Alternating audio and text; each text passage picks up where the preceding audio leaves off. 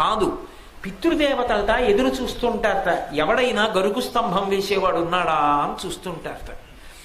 ఆవుకి మన అభ్యున్నతి కోసం ఈశ్వరుడు ఒక బలహీనత పెట్టాడు. దానికి తోకతో కొట్టుకుంటుంది ఎక్కడన్నా దురద పెడితే. నిజంగా తోక తగిలితే కర్ర పెట్టి కొట్టినట్టు ఉంటుంది, అలా కొడుతుంది. ఇంకా వెనక్కి ఏదైనా వస్తే కొమ్ముతో గీరుకుంటుంది. కానీ కంటి కింద దురద పెట్టిందనుకోండి, చెవి పక్కన దురద పెట్టిందనుకోండి, గంగడోలు దురద పెట్టిందనుకోండి, దాన్ని గోక్కోవడానికి ఆధారం లేదు. కాబట్టి అది బాధపడుతుంది. గరుకు స్తంభం అని వేస్తారు.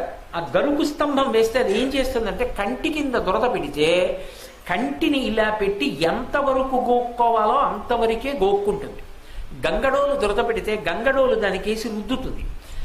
అలా ఆవు కానీ గరుకు స్తంభాన్ని రుద్దినప్పుడు కొన్ని వెంట్రుకలు రాలి కింద పడిపోతాయి.